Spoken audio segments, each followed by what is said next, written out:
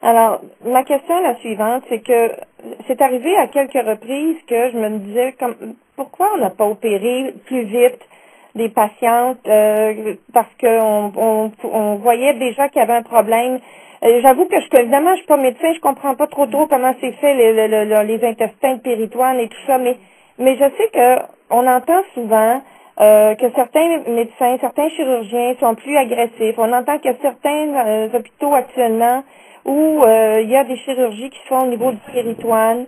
Et bon, est-ce que c'est finalement vraiment uniquement du cas par cas, ou est-ce que les médecins, les gynéco-oncologues pensent à cette avenue-là de faire avec des gastro-entérologues, entre autres, d'opérer au niveau des intestins, est-ce que c'est un réflexe ou ça me préoccupe un peu.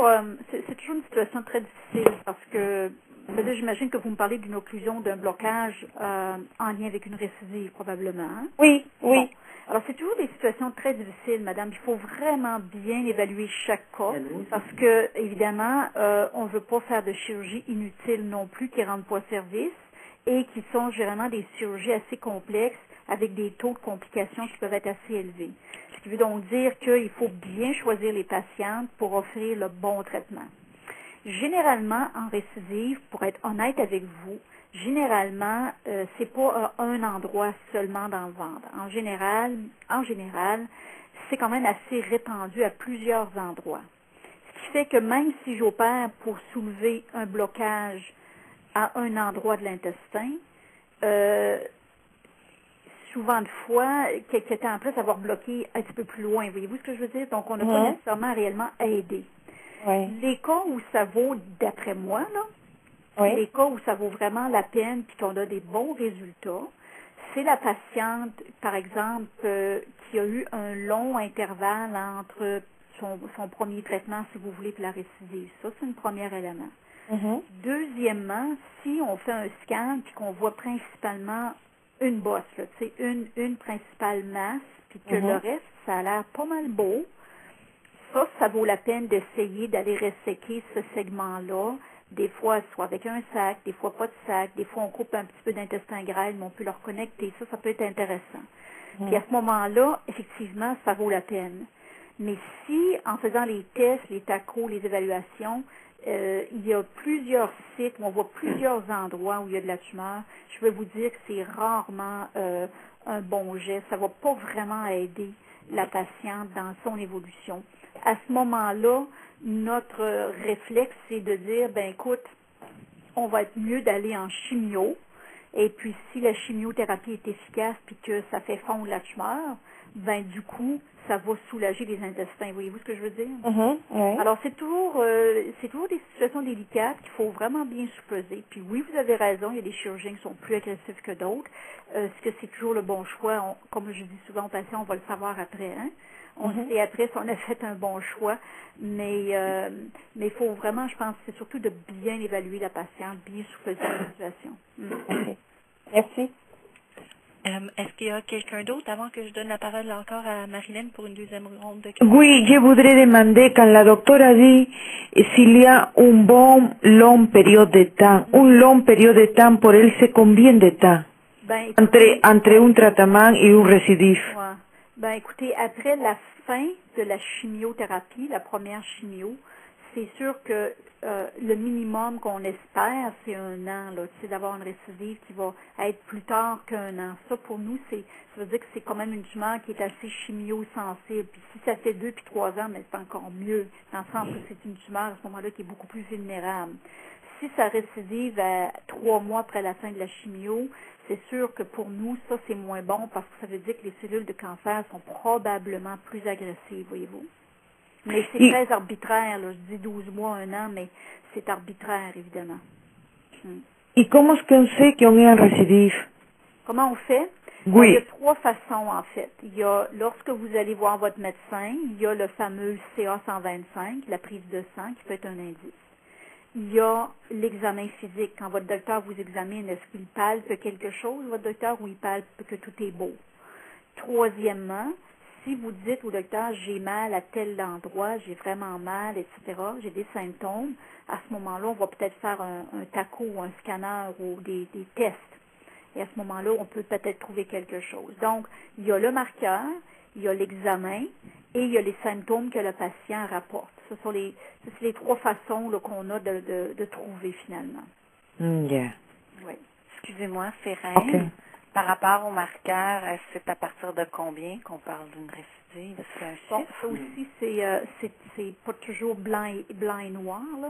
C'est sûr que si vous regardez sur vos résultats, si vous êtes préménopausé, donc avant la ménopause, on dit que le normal, c'est moins de 35. OK? Si vous êtes post-ménopause, on dit que la normale, c'est moins de 25. OK? Mais vous pouvez être à 4, puis vous pouvez être à 12, puis ça peut être normal pour vous, comme vous pouvez être à 22, puis c'est normal pour vous. Voyez-vous ce que je veux dire? Mhm. Maintenant, si vous étiez habituellement à 3, 4, puis que là, vous montez à 22, vous êtes toujours en bas de 25. Mais c'est louche que vous êtes passé de 3 à 22. Voyez-vous ce que je veux dire? Oui. Donc, c'est pas le chiffre lui-même, mais c'est un petit peu la courbe ou la tendance, voyez-vous? Donc, c'est un peu ça. Mais c'est sûr que généralement, quand ça monte à 50 sur les 15 cents, là, on commence à être vraiment plus inquiet, c'est sûr. OK, merci. OK. Quelqu'un d'autre? Moi, quand ils m'ont opéré, j'avais Bonjour, 325 de CA. 125. Oui. C'était tellement haut. Comment vous C'était dites? beaucoup. À 300? 325.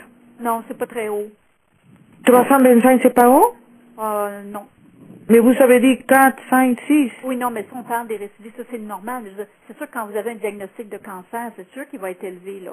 Mais on a des 8 000, 10 000, 15 000. Je veux dire, c'est pour ça que 300, c'est pas si haut que ça, parce qu'on peut avoir des marqueurs beaucoup, beaucoup plus élevés que ça.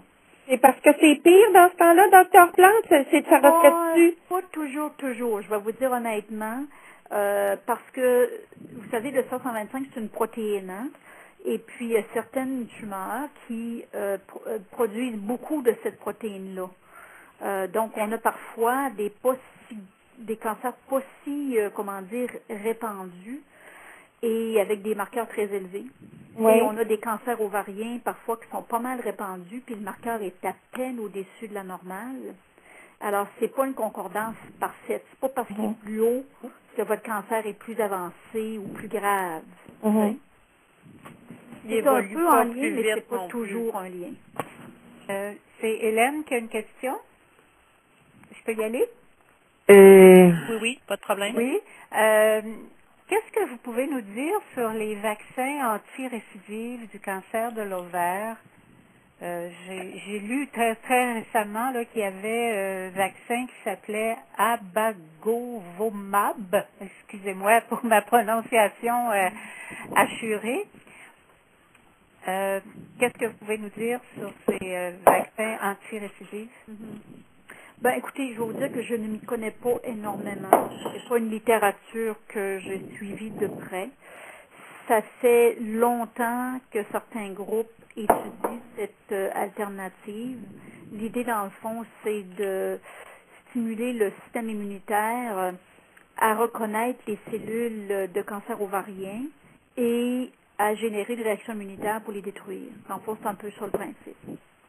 Mais c'est sûr qu'il y a eu bien des promesses, mais jusqu'à présent, ça n'a pas donné des résultats sensationnels. Mais c'est sûr qu'il y a beaucoup d'équipes qui continuent à travailler là-dessus. Maintenant, le produit que vous me mentionnez, j'avoue que je ne le connais pas. Et je ne sais pas son utilité. C'est sûr que ce qu'on regarde beaucoup maintenant, vous le connaissez probablement, c'est le concept de la maintenance. C'est-à-dire qu'après avoir fini votre première ligne de chimiothérapie, si on pouvait continuer quelque chose d'autre, qui ne soit pas de la chimio, puis qui diminue les chances d'une récidive, ce qu'on appelle la maintenance, ce serait bien. Et le vaccin viendrait un petit peu s'inscrire à ce niveau-là. Il y a des recherches là-dessus? Oui, mais ce serait dans l'idée, si vous voulez, de diminuer les chances de refaire des récidives. Mhm. C'est le concept. Mais comme je vous dis, dans le cancer ovarien, on a été un petit peu déçus parce que c'est pas une tumeur qui est très, je vais prendre un gros mot, là, qui est très immunogénique. C'est-à-dire que c'est pas une tumeur qui stimule beaucoup le système immunitaire. C'est d'ailleurs pour ça que le système immunitaire la reconnaît pas bien puis ne la détruit pas. Voyez-vous, ça va ensemble. Donc, c'est un petit peu ça le problème, c'est que le cancer ovarien est assez sournois, c'est-à-dire qu'il ne se fait pas détecter. Et c'est pour ça que les vaccins, jusqu'à présent, n'ont pas été un succès aussi grand que ça laissait paraître. Mais je vous dis pas qu'il n'y a pas de recherches là, qui vont finir par fonctionner davantage. Là. Mais j'en sais pas tellement plus sur le produit spécifique que vous venez de mentionner. OK.